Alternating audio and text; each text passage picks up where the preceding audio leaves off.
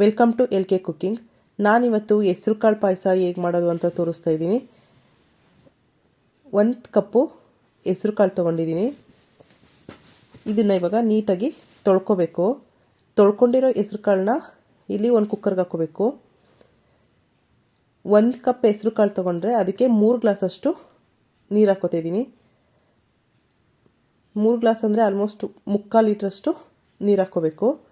ಇವಾಗ ಇದನ್ನು ಕ್ಲೋಸ್ ಮಾಡಿ 5 ವಿಷಲ್ ಬರೋವರೆಗೂ ಬಿಡಬೇಕು. ಇವಾಗ ಇದಿಲ್ಲಿ ಚೆನ್ನಾಗಿ ಬೆಂದಿದೆ. ಇದು ಈ ಥರ ಸಾಫ್ಟ್ ಆಗೋವರೆಗೂ ಬೇಯಿಸ್ಕೋಬೇಕು. ಇವಾಗ ಇದನ್ನು ಒಂದು ಬೌಲ್ಗೆ ಹಾಕ್ಕೊಂಡು ಇದು ಫುಲ್ ತಣ್ಣಗಾಗೋವರೆಗೂ ಬಿಡಬೇಕು. ಅಷ್ಟರಲ್ಲಿ ಬೆಲ್ಲ ಕರಗೋದಕ್ಕೆ ಇಟ್ಕೊಳ್ಳೋಣ. ನಾನಿಲ್ಲಿ ಕಪ್ಪು ಬೆಲ್ಲ ತೊಗೊಂಡಿದ್ದೀನಿ. 1 ಕಪ್ಪಷ್ಟು ಬೆಲ್ಲ ತೊಗೊಂಡಿದ್ದೀನಿ. 1 ಕಪ್ ಬೆಲ್ಲಗೆ 1/4 ಲೀಟ್ರಷ್ಟು ನೀರು ಹಾಕ್ಕೊಂಡಿದ್ದೀನಿ. ಕಪ್ಪು ಬೆಲ್ಲ ಇಲ್ಲ ಅಂದರೆ ಪೌಡರ್ ಬೆಲ್ಲ ಬರುತ್ತಲ್ವ, ಅದನ್ನು ಯೂಸ್ ಮಾಡ್ಕೋಬೋದು. ಇದು ಕಪ್ಪು ಬೆಲ್ಲ ಆರೋಗ್ಯಕ್ಕೆ ತುಂಬ ಒಳ್ಳೆಯದು. ಇವಾಗ ಇದು ಫುಲ್ ಮೆಲ್ಟ್ ಆಗೋವರೆಗೂ ಕುದಿಸ್ಕೋಬೇಕು. ಇವಾಗ ಇದಾದಮೇಲೆ ಒಂದು ಪಾತ್ರೆಗೆ ಸೋಸ್ಕೋಬೇಕು. ಇಲ್ಲಿ ಒಂದು ಮಿಕ್ಸಿ ಜಾರ್ಗೆ 1 ಕಪ್ಪಷ್ಟು ತೆಂಗಿನಕಾಯಿ, ಅರ್ಧ ಸ್ಪೂನ್ ಗಸಗಸೆ, ಒಂದು 4 ಬಾದಾಮಿ, 3 ಏಲಕ್ಕಿ ಹಾಕ್ಕೊಂಡು ಸ್ವಲ್ಪ ನೀರು ಹಾಕಿ ಅದನ್ನು ಸಣ್ಣಗಾಗೋವರೆಗೂ ರುಬ್ಕೋಬೇಕು. ಇವಾಗ ಅದನ್ನು ಬೆಲ್ಲದ ನೀರು ಇತ್ತಲ್ವ ಅದಕ್ಕೆ ಹಾಕ್ಕೋತಿದ್ದೀನಿ. ಇದನ್ನೀಗ ನೀಟಾಗಿ ಮಿಕ್ಸ್ ಮಾಡಿಕೊಂಡು ಸ್ವಲ್ಪ ಕುದಿ ಬರೋವರೆಗೂ ಬಿಡಬೇಕು. ಇಲ್ಲಿ ಒಂದು ಮಿಕ್ಸಿ ಜಾರ್ಗೆ ಬೇಯಿಸಿರೋ ಹೆಸರು ಕಾಳು ಮತ್ತು ಸ್ವಲ್ಪ ನೀರು ಹಾಕ್ಕೊಂಡು ಎಲ್ಲ ಹೆಸರು ಕಾಳನ್ನು ಈ ಥರ ಸಣ್ಣಕ್ಕೆ ರುಬ್ಕೊಂಡಿದ್ದೀನಿ. ಇವಾಗ ಇಲ್ಲಿ ಕುದಿ ಬಂದಿದೆ.